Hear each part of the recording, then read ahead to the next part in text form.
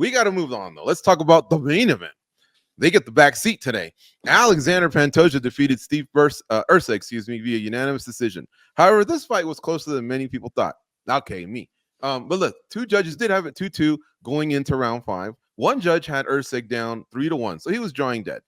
To be clear, no one's questioning the decision, but the number 10 guy in the UFC rankings, or more importantly, the number 12 guy in the USA Today MMA Junkie rankings, he almost snatched the strap from the hometown guy once those scores were revealed.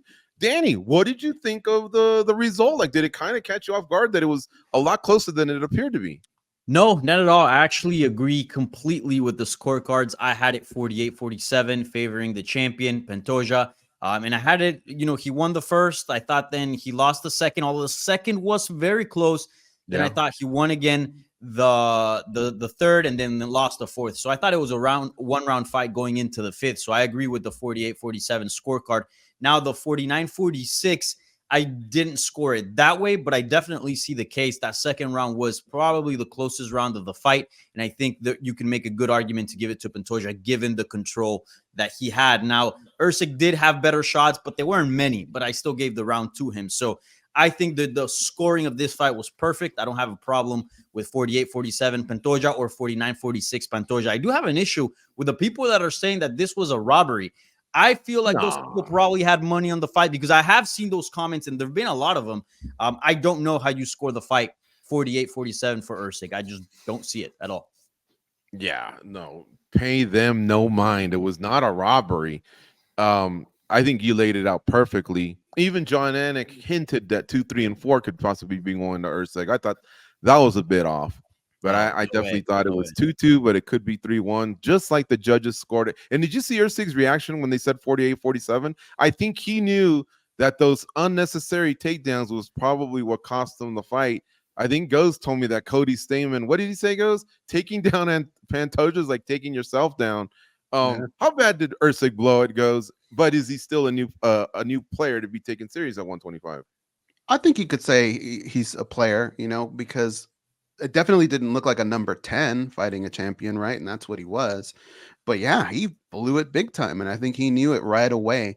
Those takedowns, that's just what hurt him. And it was very, very bad fight IQ, because, we have the rest of the fight to look at and see what happens in times where he did attempt that. It didn't go his way, and he was doing fairly well in the stand-up. That's kind of what lost him the fight, in my opinion. But yeah, if you go back and you look at that, like, it's got to be frustrating for him.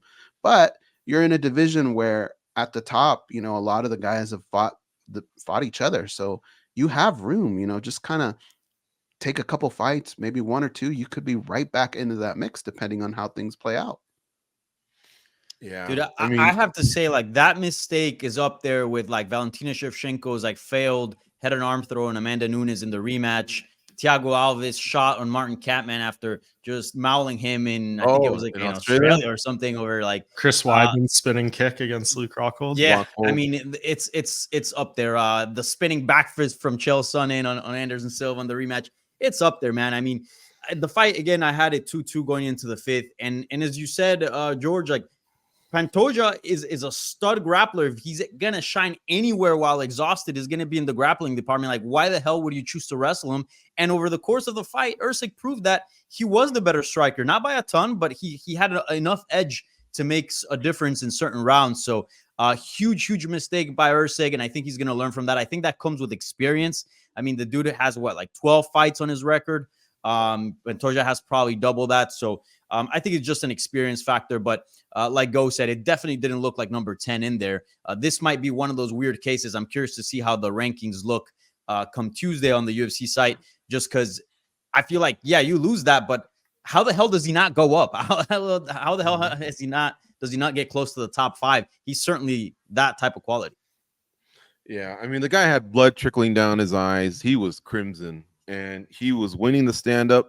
Now, look, I also thought he could be down 3-1, but either way, the stand-up seemed like the more favorable route if he was going to get a finish.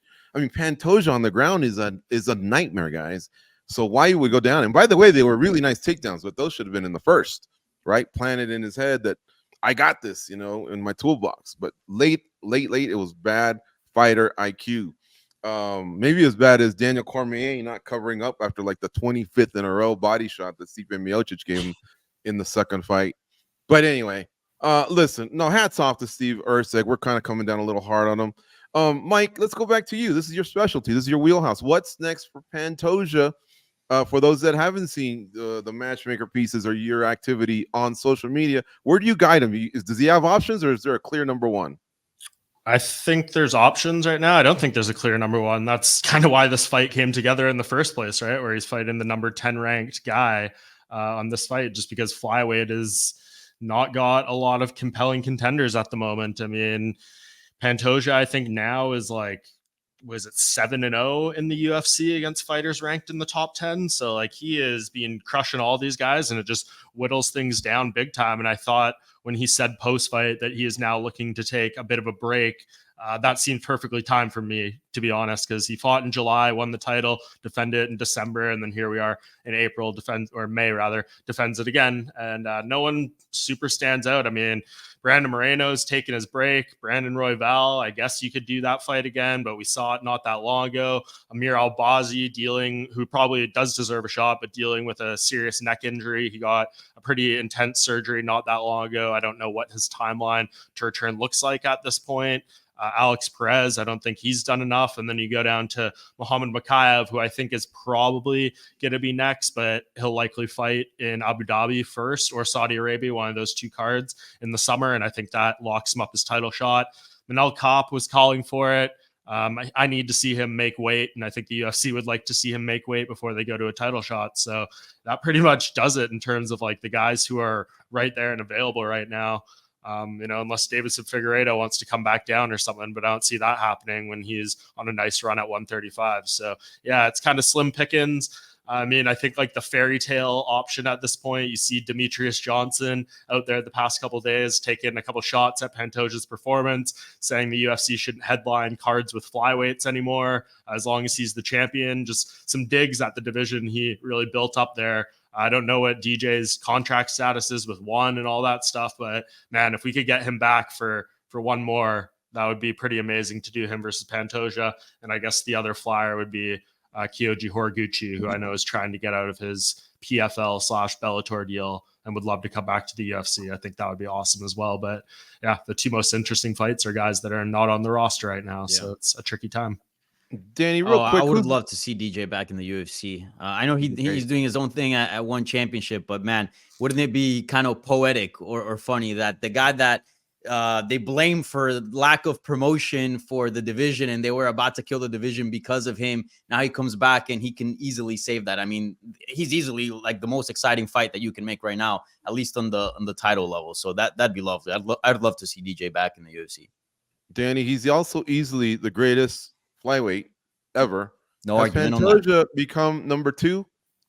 30 seconds. Yeah, sure. 2 title defense wins. I threw that out on fight night. I mean, the belt since Demetrius Johnson left the division has just been swapped back and forth. No one has been able to defend it twice, and we just saw Pantoja do that. So sure, yeah, by default. Yeah, Moreno and Figueiredo went at it, but because of that, no one really, I guess, Cejudo couldn't defend it. Number 2 guy. It looks like Joseph Benavidez one more title shot, baby. Yeah, just maybe. Guys, really quick, just that we put a little bow on this event. Who was a highlight from the night that obviously wasn't involved in the main event or the co-main event? Let's go around the horn real quick. Danny Segura, who do you got? Demoledor Michel Pereira. God damn, 54 seconds of just pure violence. I mean, he basically knocked the dude out and also submitted him and did a backflip all in less than 1 minute. That guy's just so special. I can't believe how good he's looking at 185. People kind of don't take him seriously because he does some silly stuff, but I do really believe he's got tons of potential and he's a serious contender at 185. I got to give props to Demoledor Michel Pereira. Just what a guy. Correction, backflip / almost an illegal strike that cost them the fight. But yeah, that would have been didn't though. Would have been silly. Yeah, it would have been silly for them to do that. It was pretty sweet at the moment. I'll give you that. Goes, how about you? Highlight from the night, not involved in the main or co-main. You know what? I can't remember. Let me see. Check my notes.